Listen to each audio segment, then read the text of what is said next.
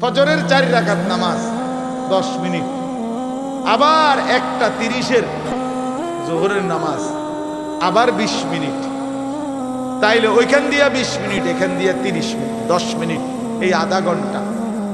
ফজরের জামাত হয় যদি 6টায়, জোহরের জামাত 1:30টায়, মাঝখান দিয়া 7টা, 8টা, 9টা, 10টা, 11টা, 12টা, 1টা, 7.5 ঘন্টার মাথায়।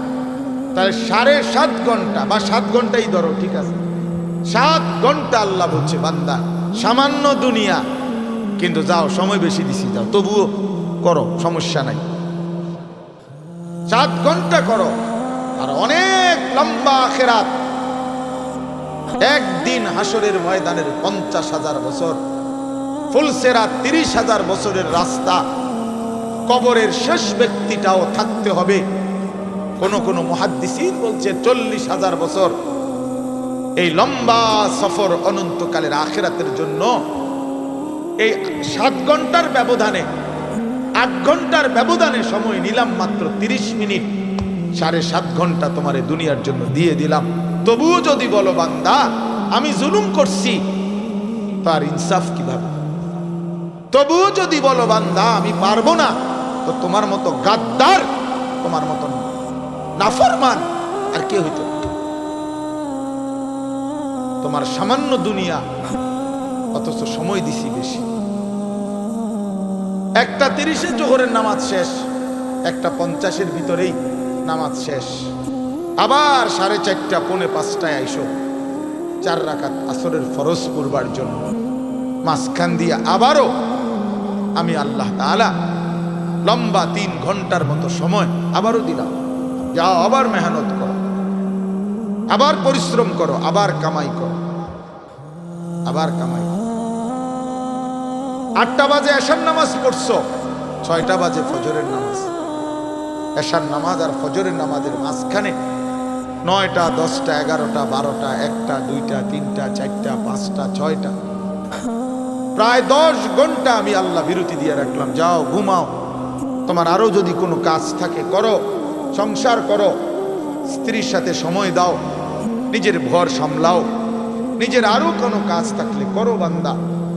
আবার 10 ঘন্টার ব্যবধানে 4 রাকাত নামাজ পড়তে আইসো।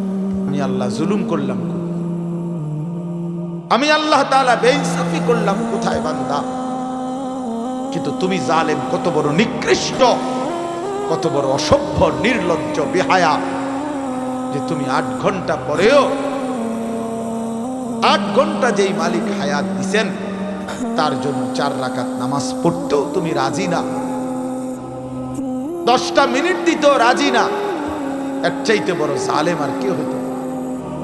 এর চাইতে বড় নাফরমান আর কে হইতে পারে? এই জন্য বাপ, আমি সমস্ত ছেলে তোমাদেরকে অনুরোধ করলাম, দয়া করে বাবা, ভাইবো, তোমরা তোমাদের জিন্দেগি নিয়ে ভাবো। কেউ তোমারে নিয়ে না ভাবলেও, কেউ খেয়াল না করলেও, তুমি মনে রেখো তুমি তো তোমারে আলাদা করতে পারতা না। তোমার শরীর, তোমার দেহ, তোমার অঙ্গ, তোমার হাত পাও, তোমার ভেতর বাহির, এগুলো তো আর তুমি আলাদা করতে পারবা না। কাজে এই দেহ, এই অঙ্গ একদিন হাসরের ময়দানে আল্লাহর সামনে সাক্ষ্য দিবে, সাক্ষ্য দিবে। এই জন্য যদি গুনাই করতে হয় নিজের চোখকে আড়াল করে গুনাহ করো, যদি গুনাই করতে হয় নিজের হাতকে আড়াল করে গুনাহ করো, যদি গুনাই করতে হয় নিজের দেহকে আড়াল করে গুনাহ করো। কিভাবে সম্ভব? সম্ভব? আমার চোখে আমি না দেখলে, আমার হাত আমি স্পর্শ না করলে গুনাহ হবে কেমন? এজন্য কোরআনুল কারীমে আল্লাহ বলছেন, ওয়াশাহিদা আলাইহিম সামউহুম ওয়া আবসারুহুম ওয়া জুলুদুহুম বিমা কানু ইয়ামালুন।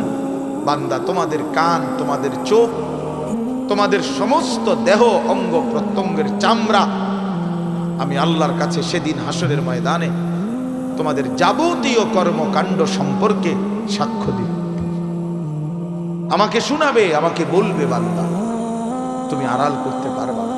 নিজের হাতকে আড়াল করবেন কেমনে? নিজের চোখকে আড়াল করবেন কেমনে?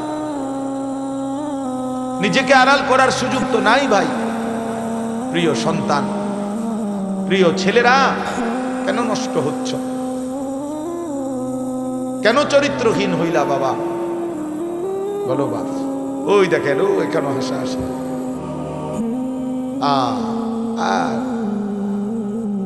মানে এখন একজনের গায়ে আরেকজন হেলান দিয়া বসে, একজন আরেকজনের আঞ্জা দিয়া ধরে, একজন আরেকজনকে লাথি মারে, আরেকজন আরেকজনের চুল ধরে টান। মানে এই হলো পোলাপানি। কি করে মানে কেন? এখানে না শুনি এ চলতে ফিরতে হাঁটতে ঘুরতে একটা আরেকটারে লাথি দেয়, একটা আরেকটারে টাইনা ধরে, একটা চুল ধরে, একটা বেটকায়, একটা আঞ্জা দিয়া ধরে। মানে কি করে? পাগল মাতা। আহা, দেখেন আপনারা ছেলে পেলেদের চাল চলন, মানে একেবারেই শূন্য, বিচ্ছিন্ন। পৃথিবীতে কোনো মানুষ আছে তারে কেউ দেখে এটা তারা কোনো লজ্জা শরম হইতে পারে? কিচ্ছু বোঝে না, কিছুই বোঝে না, কিচ্ছু বোঝে না। কি মুরব্বী আছে না মানুষে দেখে, না আলেম ওলামা দেখে, না হেতে হেতের এত বিকৃত।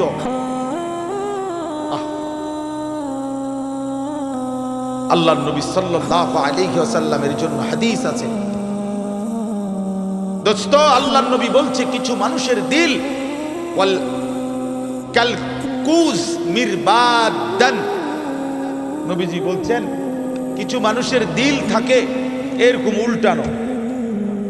এই যে এটা উল্টানো, মনে করেন এইটা উল্টানো হইলে এইবার এইটার উপরে যদি এখানে আটলান্টিক মহাসাগরের পানিও ঢালে, এটা পুরবে না। পুরবে এটা কেন পুরবে না? উল্টা এটা।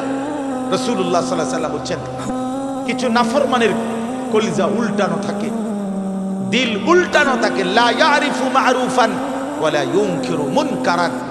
তখন আর সে কোনো ভালোও বুঝে না, কোনো মন্দও বুঝে না, কিছুই বুঝে না, কিছুই বোঝে না।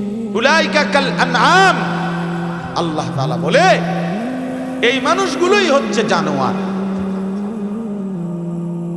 এরাই জানোয়ার, যাদের কাছে আলো অন্ধকারের কোনো পার্থক্য নাই, যাদের কাছে রাত দিনের কোনো পার্থক্য নাই, যাদের কাছে হালাল হারামের কোনো পার্থক্য নাই, যাদের কাছে পাক নাফাকের কোনো পার্থক্য নাই, যাদের কাছে জায়েজ না জায়েজের কোনো পার্থক্য নাই। হালাল টাকাও খায়, সুদের টাকাও খায়, আপন মাকেও দেখে, রাস্তার নারীকেও দেখে, আপন বোনকেও দেখে, পরের বোনকেও দেখে, যার কাছে কোনো হালাল হারাম বলতে কিছুই নাই। শরীর নাপাক, পেশাব পায়খানা করে পবিত্রতা অর্জনের কোনো দাঁড় দাঁড়ে না। তো আল্লাহর নবী সাল্লাল্লাহু আলাইহি সাল্লাম বলেন মূল কারণ এমন কেন? এই নাফরমানের কলিজা উল্টানো, এই নাফরমানের দিল উল্টায় দিছে আল্লাহ। ইন্না কুলুবাল ইবাদ বাইনা ইসবাআইন মিন আসাবি'ir রহমান ইউকাল্লিবুহু কাইফা ইয়াশা। হাদিসের মধ্যে আছে আল্লাহর নবী সাল্লাল্লাহু আলাইহি সাল্লাম বলেন নিশ্চয়ই মানুষের দিল আল্লাহ পাকের কুদরতি এই দুই আঙ্গুলের মাঝে, আল্লাহর কুদরতি দুই আঙ্গুলের মাঝে তিনি যেভাবে ইচ্ছে এই দিল উলট পালট করতে পারেন। এই জন্য আমাদের নবী সাল্লাল্লাহু আলাইহি সাল্লাম ভাইয়া